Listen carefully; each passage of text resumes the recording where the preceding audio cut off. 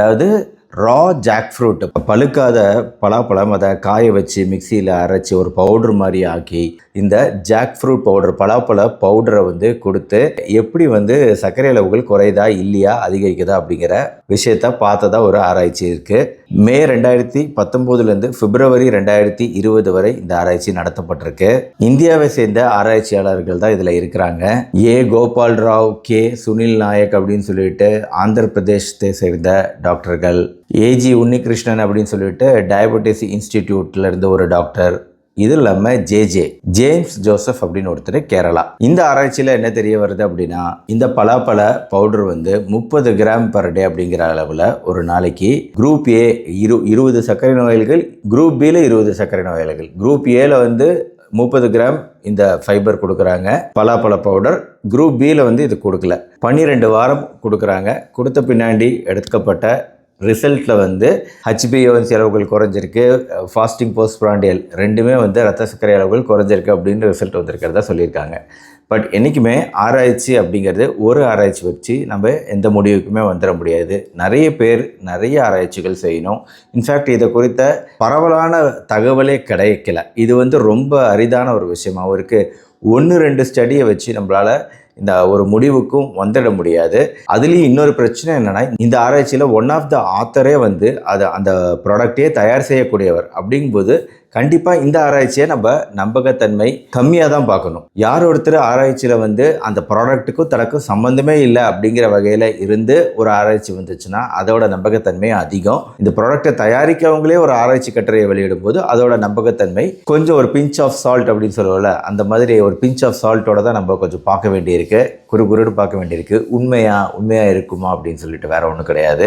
அதனால் என்னோட final recommendation என்ன அப்படின்னா, நல்ல எவிடன்ஸ் வர வரைக்கும் பவுடர் அப்படிங்கிற ஃபார்முலேஷனை விட உங்களுக்கு பலாக்காய் கிடைச்சது, டைரெக்டாக கிடைச்சது அப்படின்னா பலாக்காயை கேரளாவில் டைரெக்டாகவே இதெல்லாம் செஞ்சு இந்த குழம்பு பல்வேறு விஷயங்களுக்கு செய்வாங்க, யூஸ் பண்ணுவாங்கள்ல, அதே மாதிரி நீங்களும் யூஸ் பண்ணுங்கள்.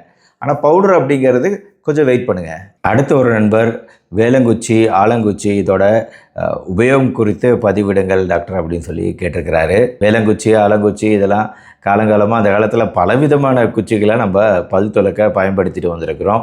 இன்றைக்கி ப்ரஷ்ஷு பேஸ்ட்டு உபயோகப்படுத்தி பல் துலக்கிறோம். இப்போது வேப்பங்குச்சி, ஆலங்குச்சி இதெல்லாம் பார்த்திங்கன்னா ஒரு கரெக்டான மெத்தடில் யூஸ் பண்ணணும். கடித்து யூஸ் பண்ணணும்.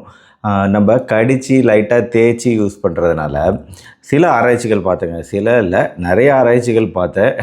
அதில் என்ன சொல்ல வர்றாங்கன்னா, முக்கியமாக நம்ம பல்லோட மேற்புறத்தில் இருக்கக்கூடிய அழுக்குகள் மட்டும் இல்லாமல் பக்கல் சர்ஃபேஸ், அப்புறம் உள்ள வாய்க்குள்ளார இந்த பிளேக் ஃபார்மேஷன் ஏற்கனவே வீடியோவில் போட்டிருக்கேன். பிளேக்குன்னு சொல்லிட்டு அழுக்குகள் பல்லோட உள்பக்கம் போய் செட்டில் ஆகிறது.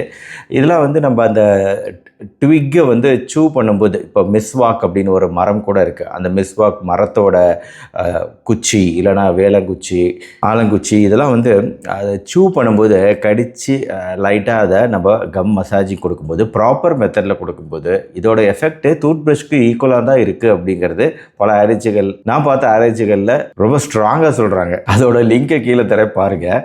பட் என்னன்னா, இந்த குச்சிகள்லாம் பயன்படுத்த தெரியாதவங்க ஒரு எக்ஸ்பெரிமெண்ட்டாக எடுத்து பயன்படுத்திடக்கூடாது. ஏன்னா இது பயன்படுத்த தெரியாமல் பயன்படுத்திட்டா தேவையில்லாமல் கம்முலாம் கிழிஞ்சி ரத்தம் தான் வரும்.